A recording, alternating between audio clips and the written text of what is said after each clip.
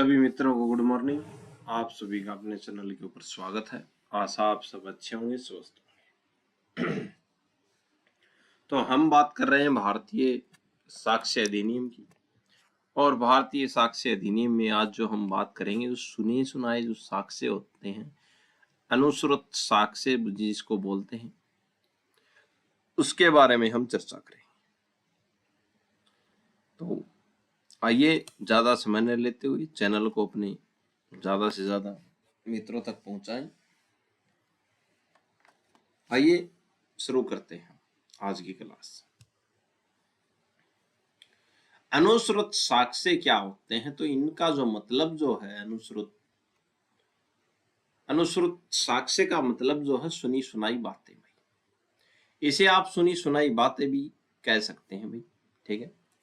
कानून का सीधा नियम यह है कि जो आपने खुद अपनी आंखों से देखा या अपने कानों से सुना वही क्या है, सच है भाई। ठीक है। जब कोई गवाह कोर्ट में आकर कहता है कि मैंने तो नहीं देखा भाई। ठीक है। अब कोर्ट चल रहा है, कोर्ट में गवाह आके बोला कि मैंने तो सर देखा नहीं भाई, लेकिन फलाने व्यक्ति ने मुझे बताया था कि उसने ऐसा होते हुए देखा है। तो इसी को क्या कहते हैं भाई? अनुश्रुत साक्ष्य कहते हैं भाई। ठीक है। आगे समझ में उदाहरण देखते हैं। मान लीजिए ए ने बै को मारा भाई। ए व्यक्ति था कोई, इसने बै को मार दिया। कोर्ट में गवाही देने कौन पहुंचा? कोर्ट में गवाही देने पहुंचा सै, गवाह बनकर आता है। ठीक है भाई। अब सै कोर्ट में आके क्या बोलता है? सै कहता है मैंने अपनी आंखों से देखा कि ए ने बै को लाठी से मारा भाई। ठीक है भाई। यह क्या होगा भाई? प्रत्येक साक्ष्य है। ठीक है। डायरेक्ट एविडेंस है, ये मान्य है भाई। ठीक है। तो इसने देखा है आंखों से तो ये मान्य है। अब दूसरे हिसाब से आता है। अब क्या आता? सै आता है और कहता है कि मैंने नहीं देखा लेकिन दै ने मुझे बताया था। ठीक है। तो एक में तो क्या सै ये बोलता है कि मैंने देखा है, ए ने बै को लाठी मारी है। अब सै दूसरे टाइप से आता है। ठीक है। सै क्या बोलता है? ये तो क्या है? प्रत्येक साक्ष्य ये मान्य है भाई कोर्ट में। ठीक है। अब अनुश्रुत साक्ष्य की बात करते हैं भैया। सै आता है कोर्ट में और सै कहता है कि साहब जी मैंने तो ए को बै की लाठी मारते हुए नहीं देखा। ठीक है। लेकिन मेरे पास फोन आया था। अब मजिस्ट्रेट, अब जो जज साहब बोलेंगे किसका फोन आया था? मेरे दै बोलता कि मेरे पास फोन आया था, दै ने मुझे फोन पर बताया था कि ए ने बै को लाठी मारी। यह कौन सा साक्ष्य है? अनुश्रुत साक्ष्य है। ठीक है। जो आमतौर पर मान्य नहीं होता भाई न्यायालय में। ठीक है। यह मान्य क्यों नहीं होता भाई? अब तो अनुश्रुत साक्ष्य मान्य क्यों नहीं होता? आइए इसके कारण देखते हैं। सत्यता की जांच नहीं हो सकती भाई। तो इस साक्ष्य में सत्य का पता नहीं हो सकता भाई, सत्य का पता नहीं चलता। कोर्ट से तो सवाल जवाब कर सकता है लेकिन दै ने सै को क्या बताया इसका कोई पुख्ता प्रमाण नहीं है, इसलिए सत्य भी नहीं हो सकता। हो सकता सत्य और हो सकता नहीं हो। फिर ये तोड़ मरोड़ कर होता है भाई। तोड़ने मरोड़ने का डर होता है भाई इस साक्ष्य में। ठीक है। बढ़ा चढ़ा के बोल दिया। ठीक है। इसलिए भी ये मान्य नहीं होता। एक व्यक्ति ने दूसरे व्यक्ति तक बात पहुंचाते पहुंचाते बदल सकती है भाई। ठीक है। एक बात में अपनी बात रख दे, दो तीन और जोड़ दे, तो तोड़ने मोड़ने का डर रहता भाई इसमें। बात नंबर 3, जिम्मेदारी। कानून कहता कि गवाह को केवल वह बात बतानी चाहिए जो उसने खुद देखी या सुनी है भाई। ठीक है। तो कानून क्या कहता है कि गवाह जो है, गवाह को वो बात बतानी चाहिए जो खुद उसने देखी हो या उसने सुनी हो। घटना से क्या निष्कर्ष निकलता है यह तय करना किसका काम है? जज साहब यानी कि न्यायालय का काम है, गवाह का नहीं भाई। ठीक है, अब यहाँ पे तो आके गवाह ने क्या कर दिया, निष्कर्ष निकाल दिया कि मैंने तो फलाने का फोन आया था, उसने ये बोला कि फलाने ने धमकाने को मार दिया और मेरे को ये लग रहा कि इसने ही मारा है। ठीक है, लेकिन ये न्यायालय में माने नहीं है, इसलिए क्या है, ये इसके कारण थे, इसको क्यों माने नहीं किया गया। ठीक है, जिम्मेदारी यानी कि कानून कहता है कि गवाह को केवल वही बात बतानी चाहिए जो उसने खुद देखी या सुनी है, यह नहीं कि कुछ भी जोड़ दे घटना में। ठीक है, इसलिए ये मान्य नहीं है भाई। कौन सा? अनुश्रुत साक्ष्य भाई। एक जरूरी नोट्स यानी कि अपवाद है इसका, कानून में कुछ खास परिस्थितियों में सुनी सुनाई बातों को भी सबूत माना जाता है। ठीक है, यानी मृत्यु से पहले दिया गया बयान। ठीक है, लेकिन सामान्य मामले में सुनी सुनाई बात साक्ष्य नहीं होती। ठीक है, अगर कोई व्यक्ति मर रहा है और मरते हुए किसी को बयान दी गया तो क्या है, वो बातें माननी जाएंगी भाई कानून में। ठीक है, ये इसका अपवाद है भाई, मृत्यु से पहले दिया गया बयान क्या है, मान्य है। आइए आगे चर्चा करते हैं। प्राथमिक साक्ष्य की बात करते हैं। ठीक है, प्राथमिक साक्ष्य क्या है?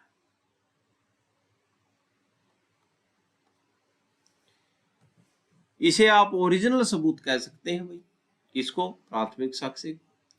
कानून का नियम है कि अगर असली चीज मौजूद है तो उसकी फोटोकॉपी या सुनी सुनाई बात पर भरोसा क्यों करें भाई। ठीक है, अगर असली चीज में प्राथमिक साक्ष्य मौजूद है तो सुनी सुनाई बातों पर क्यों भरोसा करें। ठीक है, आइए देखते हैं। जो चीज आपने अपनी आंखों से देखी या जो सुनी, ओरिजिनल दस्तावेज आपके आपने खुद कोर्ट में पेश किया, वही प्राथमिक साक्ष्य है भाई। ठीक है, कि जो चीज आपने अपनी आंखों से देखी या जो ओरिजिनल दस्तावेज आपने खुद कोर्ट में पेश किए, वही क्या प्राथमिक साक्ष्य है। इसके इसे दो हिस्सों में बांटा गया है। आइए देखते हैं। पहला है दस्तावेज के मामले में प्राथमिक साक्ष्य।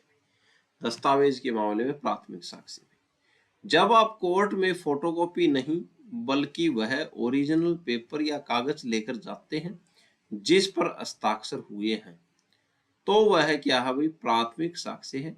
जैसे असली सेल डीड यानी कि असली रजिस्ट्री, असली वसीयतनामा, असली एग्रीमेंट। ठीक है भाई, ये कौन से साक्ष्य हो गए? प्राथमिक साक्ष्य तो है लेकिन डॉक्यूमेंट साक्ष्य है। बात नंबर 2, मौखिक साक्ष्य।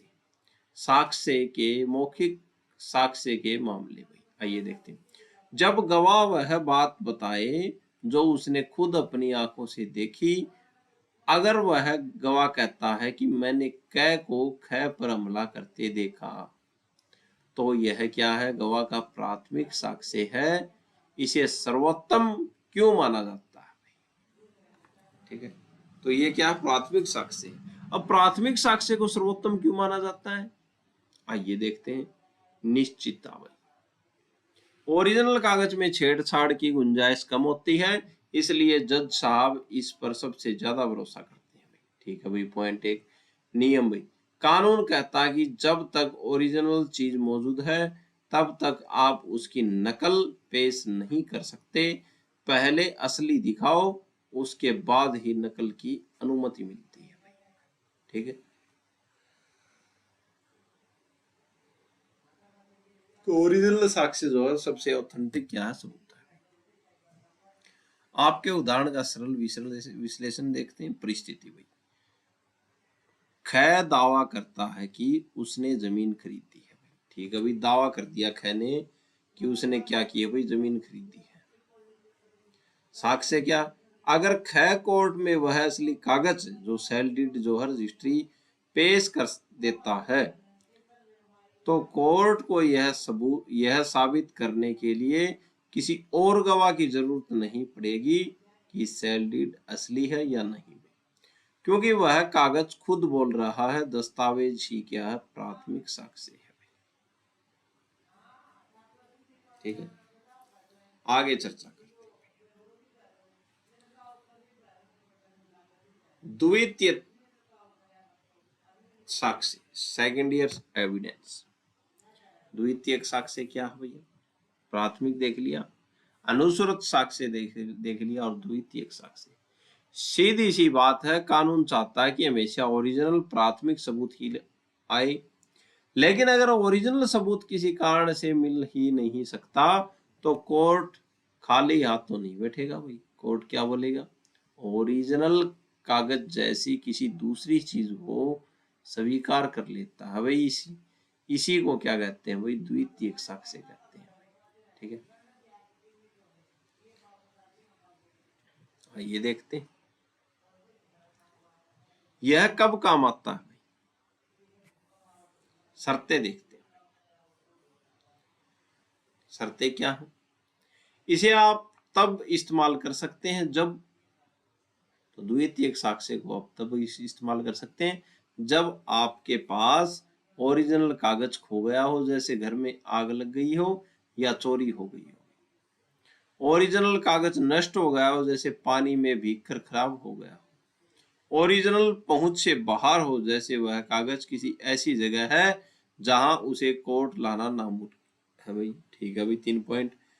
प्रतिपक्षी के पास हो, वह उसे कोर्ट में लाने से मना कर रहा हो भाई। अपोजिट पार्टी के पास और वो कोर्ट में लाने से मना कर रहा है उसको, तब आप क्या कर सकते हैं? आप उसकी फोटोकॉपी वहां पे दे सकते हैं। इसको क्या बोलते हैं भाई? द्वितीय साक्ष्य बोलते हैं। जब ओरिजिनल सबूत किसी कारण से मिल ही नहीं सकता तो कोर्ट खाली हाथ तो बैठेगा नहीं। कोर्ट बोलेगा कुछ तो लेके आओ। ऐसे में वह ओरिजिनल जैसी ही किसी दूसरी चीज को स्वीकार कर लेता। कौन? कोर्ट। न्यायालय। इसके उदाहरण क्या क्या द्वितीय साक्ष्य हो सकते हैं? सर्टिफाइड कॉपी, किसी सरकारी ऑफिस से निकली हुई प्रमाणित नकल भाई। ठीक है, सर्टिफाइड जो कॉपी है वो हो सकती है भाई। फोटोकॉपी भाई, अगर वह ओरिजिनल से बनाई गई हो। ठीक है, तो ये क्या है? द्वितीय साक्ष्य है भाई। मौखिक विवरण, फिर क्या है? फोटोकॉपी। फोटोकॉपी हमने देख ली। मौखिक विवरण क्या है भाई? किसी ऐसे व्यक्ति का बयान जिसने वह ओरिजिनल कागज पढ़ा था। अगर कागज बिल्कुल ही खत्म हो चुका हो तो ये बयान भी क्या है? न्यायालय द्वारा लिया जाता है। फोटो या फिल्म प्रलेखन, डॉक्यूमेंट्स की फोटोग्राफी अगर है तो वो भी पेश कर सकते हैं। महत्वपूर्ण बात, द्वितीय साक्ष्य को कमजोर माना जाता है, इसलिए कोर्ट इसे तब तक नहीं सुनता जब तक आप यह साबित न कर दें कि हजूर ओरिजिनल मौजूद नहीं है, इसलिए मैं यह नकल पेश कर रहा हूं। ठीक है, आगे बात करते हैं। प्राथमिक साक्ष्य देख लिए हमने, द्वितीय साक्ष्य देख लिए भी दोनों। ठीक है, प्राथमिक साक्ष्य ओरिजिनल यानी कि जो खुद अपनी असली स्थिति में हो। मुख्य बात, यह सबसे बेहतरीन सबूत है। इसके आगे किसी और सबूत की जरूरत नहीं पड़ती।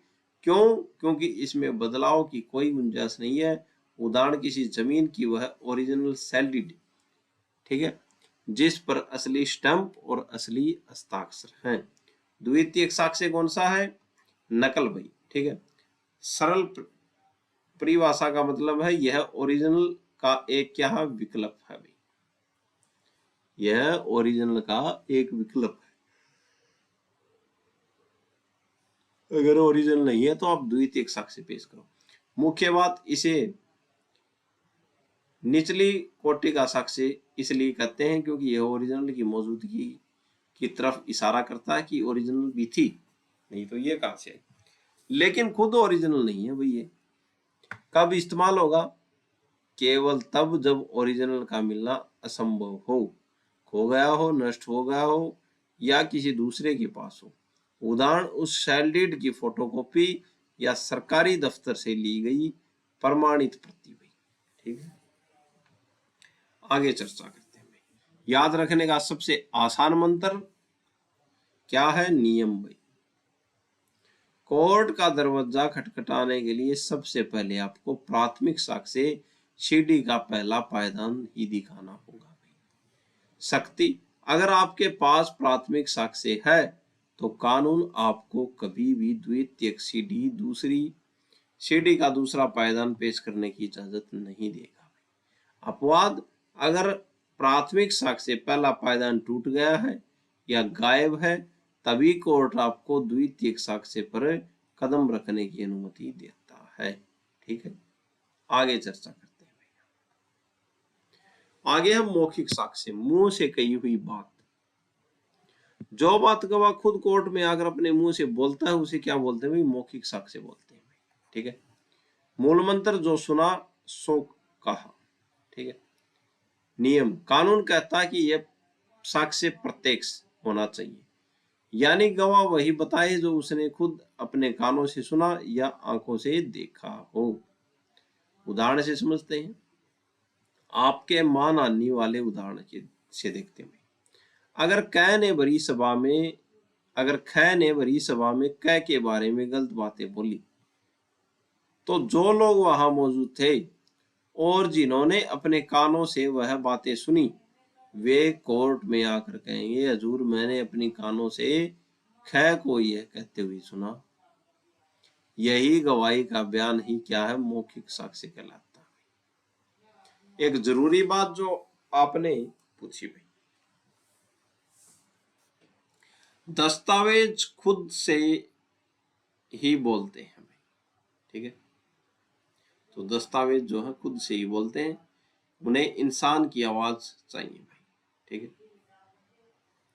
कि दस्तावेज खुद से नहीं बोलते, उन्हें इंसान की आवाज चाहिए। सॉरी, ये दस्तावेज थोड़ा गलत बोल गया था। तो दस्तावेज क्या है? दस्तावेज खुद से नहीं बोलते, उन्हें इंसान की क्या चाहिए? आवाज चाहिए। मान लीजिए एक डॉक्टर ने किसी चोट का मेडिकल सर्टिफिकेट दिया भाई। ठीक है भाई, मेडिकल सर्टिफिकेट दे दिया। कोर्ट में सिर्फ वह कागज रख देने से काम नहीं चलेगा। ठीक है, उस डॉक्टर को खुद कोर्ट आना होगा और शपथ लेकर कहना होगा, जी हाँ यह सर्टिफिकेट मैंने ही बनाया और यह सच है। ठीक है, जब तक वह डॉक्टर अपने मुंह से इसकी पुष्टि नहीं करेगा तब तक वह दस्तावेज पूरी तरह सिद्ध नहीं माना जाएगा। इसलिए कहते हैं दस्तावेज खुद नहीं बोलते, उन्हें इंसान की आवाज चाहिए। ठीक है, आगे चर्चा करते हैं।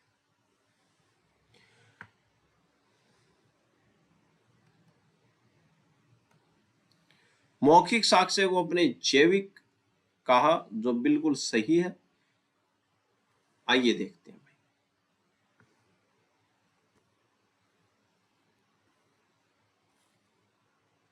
आइए, बात क्या है? मौखिक साक्ष्य जीवंत और गतिशील भाई। तो मौखिक साक्ष्य को क्या बोलते हैं भाई? जैविक।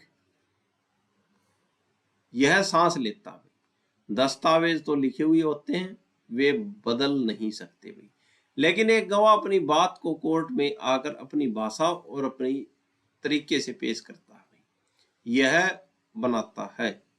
जैसा कि आपने कहा, यह जो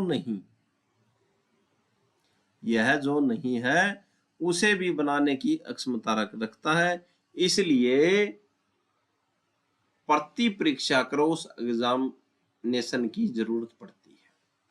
तो जो मौखिक साक्ष्य जो है वो क्या है? जीवित है, गतिशील है। ठीक है, यह सांस लेता है। दस्तावेज तो जो लिख दिया वो लिख दिया, लेकिन मौखिक साक्ष्य जो है वह कुछ अपने तरफ से भी बना सकता है। ठीक है, क्योंकि उसमें अक्षमता है बनाने की, कुछ गलत भी जोड़ सकता है, कुछ सही भी जोड़ सकता है। इसलिए इसकी क्या प्रति परीक्षा की क्या है? जरूरत पड़ती है, क्रॉस एग्जामिनेशन की जरूरत पड़ती है। ठीक है, ताकि उस साक्ष्य की शल्य क्रिया करके सच और झूठ को अलग किया जा सके भाई। इसलिए इसमें क्या है? क्रॉस एग्जामिनेशन की जरूरत पड़ती है।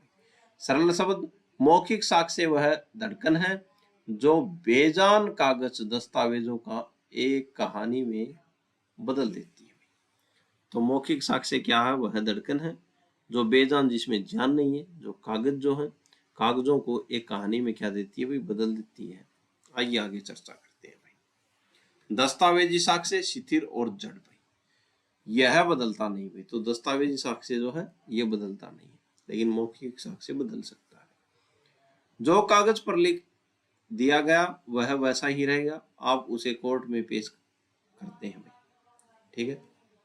यह खुद नहीं बोल सकता भाई। तो मौखिक साक्ष्य जो है, सॉरी, दस्तावेजी साक्ष्य खुद नहीं बोल सकता। दस्तावेज को बोलने के लिए किसी इंसान यानी कि गवाह की जरूरत पड़ती है, जो आकर कहे कि यह क्या है, असली है भाई, ठीक है। अब इनके पहचानने के तरीके देखते हैं भाई।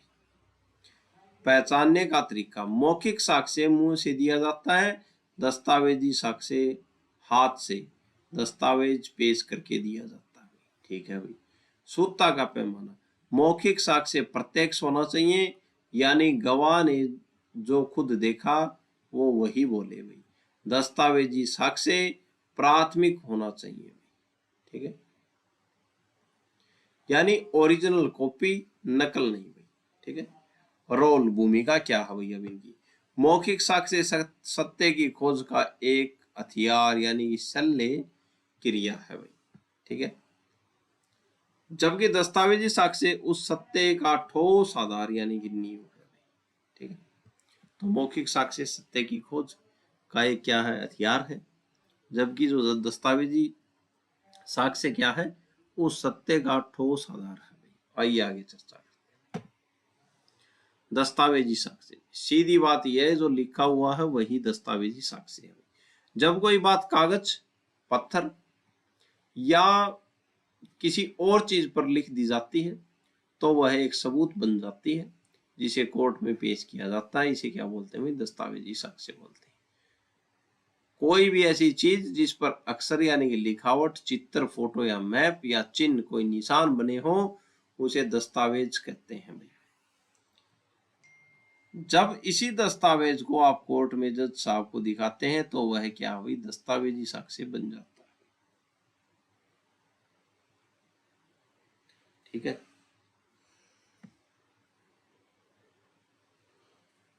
विश्वसनीयता क्या है भैया, यह मौखिक साक्ष्य से ज्यादा भरोसेमंद होता है। कौन सा, दस्तावेजी साक्ष्य, क्योंकि लिखा हुआ कभी अपनी बात नहीं बदलता भाई, ठीक है। दिखाना पड़ता है भाई, यह साक्ष्य तभी माना जाएगा, यह साक्ष्य तभी माना जाएगा जब आप इसे कोर्ट में लाकर जज साहब को दिखाएंगे।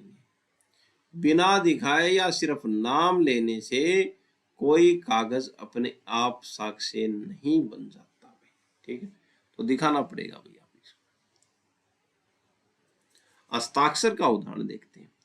अगर जज साहब कोर्ट में आपसे कहते हैं कि यह साइन करके दिखाओ ताकि हम पुराने साइनों से मिलान कर सकें, तो यह साइन दस्तावेज साक्ष्य नहीं है भाई।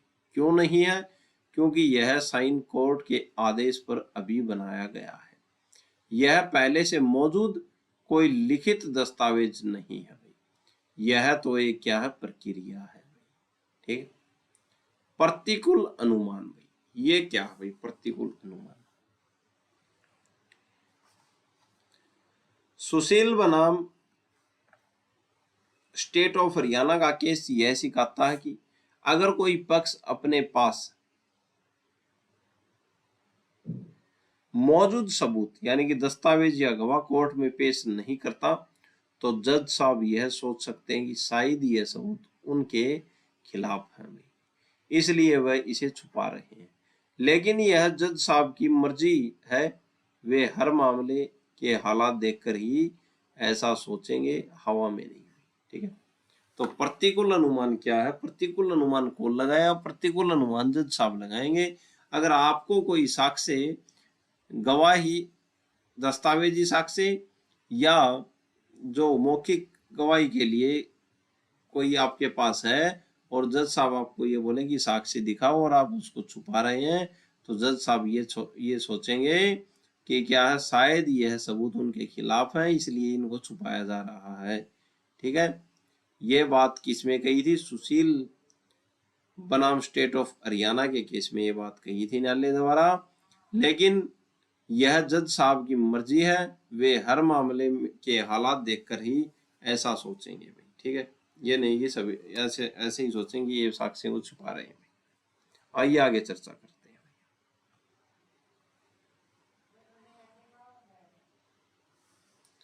तथ्य क्या है? कानून की धारा भारतीय साक्ष्य अधिनियम की धारा 2 की उपधारा 1 का भाग है 6। ये तथ्य के बारे में बोलता है के अनुसार तथ्य का मतलब सिर्फ वो नहीं जिसे आप अपनी आंखों से देखते हैं, इसका दायरा बहुत बड़ा है किसका? तथ्य का भाई। ठीक है, कैसे है आइए देखते हैं। भौतिक तथ्य यानी कि मूर्त तथ्य। मूर्त तथ्य क्या? भौतिक तथ्य वे चीजें जिन्हें आप अपनी 5 इंद्रियों जैसे आंख, कान, नाक, जीव, त्वचा से महसूस कर सकते हैं, उसको क्या बोलते हैं भाई? भौतिक तथ्य बोलते हैं। किसी ने पत्थर मारा, कहीं पर खून के धब्बे हैं, या किसी की आवाज सुनाई दी, ये सब क्या है? भौतिक तथ्य है। ठीक है, मानसिक तथ्य क्या है भाई? अमूर्त तथ्य बोलते हैं। यह कानून की सबसे खास बात है, इंसान के मन की बात भी क्या है? तथ्य है। ठीक है, उदाहरण देखते हैं। किसी व्यक्ति का इरादा, ज्ञान, अच्छी या बुरी नीति या भावनाएं क्या है भाई? मानसिक तथ्य है। कानूनी तर्क, कानून कहता है कि किसी व्यक्ति की मन की अवस्था भी उतनी ही हकीकत है जितनी कि उसकी पाचन क्रिया। यानी अगर किसी ने चोरी की है तो उसका चोरी करने का इरादा भी क्या है? एक तथ्य है, ध्यान रखना। तो हमने 2 प्रकार के तथ्य देखे, भौतिक तथ्य और मानसिक तथ्य। और तथ्य जो है भारतीय साक्ष्य अधिनियम की धारा 2 की उपधारा 1 का खंड 6 में तथ्य की बात कही गई है भाई, साक्ष्य अधिनियम। सामंत साहब का सिद्धांत क्या है भाई तथ्य के बारे में? सामंत साहब ने साक्ष्य और तथ्य के बीच के संबंध को एक बहुत सुंदर सूत्र में पिरोया। सामंत साहब कहते हैं कि सामंत साहब के अर्थ हर वो तथ्य जिसमें किसी बात को साबित करने की ताकत हो, वही क्या है? साक्ष्य है। जबरदस्त बात कही। तो सामंत साहब ने साक्ष्य और तथ्यों के बीच के संबंध को एक बहुत ही सुंदर सूत्र में पिरोया। सामंत साहब कहते हैं कि हर वो तथ्य जिसमें किसी बात को साबित करने की ताकत हो, वही क्या है? साक्ष्य है भाई। कि हर वो तथ्य, हर वो बात जिसमें क्या है? हर वो तथ्य जिसमें किसी बात को साबित, जिसमें किसी हर वो बात जिसमें किसी घटना को साबित करने की क्या हो? ताकत हो, वही क्या है? साक्ष्य है। ठीक है, आइए आगे चर्चा करते हैं। इसे ऐसे समझते हैं, सड़क पर हजारों चीजें हो रही हैं, ये सब क्या है? तथ्य हैं। लेकिन इनमें से केवल वे ही साक्ष्य बनते हैं जो केस को साबित करने में मदद करते हैं। जो तथ्य केस से कोई लेना देना नहीं रखता, वे असंगत कहलाते हैं। ठीक है, तो तथ्य सड़क पर हजारों घटनाएं हो रही हैं, हजारों चीजें हो रही हैं, लेकिन तथ्य क्या है? साक्ष्य वही बनता है, तथ्य वही बनता। ये सब क्या है? तथ्य। लेकिन इनमें से केवल साक्ष्य वही बनेगा जो केस को साबित करेगा। ठीक है, साबित होने का अर्थ हुई धारा 2 BNBSA की धारा 2 क्या बोलती है? साबित होने का अर्थ हुई कोई तथ्य साबित हुआ माना जाता है जब एक प्रज्ञावान व्यक्ति यानी एक समझदार और एक एक सामान्य बुद्धि वाला इंसान सबूतों को देखकर यह मान ले कि हाँ ये हुआ है, तब वो तथ्य साबित हुआ माना जाता है। ठीक है, या इसके होने की संभावना न होने से कहीं ज्यादा हो। ठीक है, कानून की भाषा में सरल देखते हैं, तथ्य कच्चा माल है भाई। तथ्य क्या है? कच्चा माल।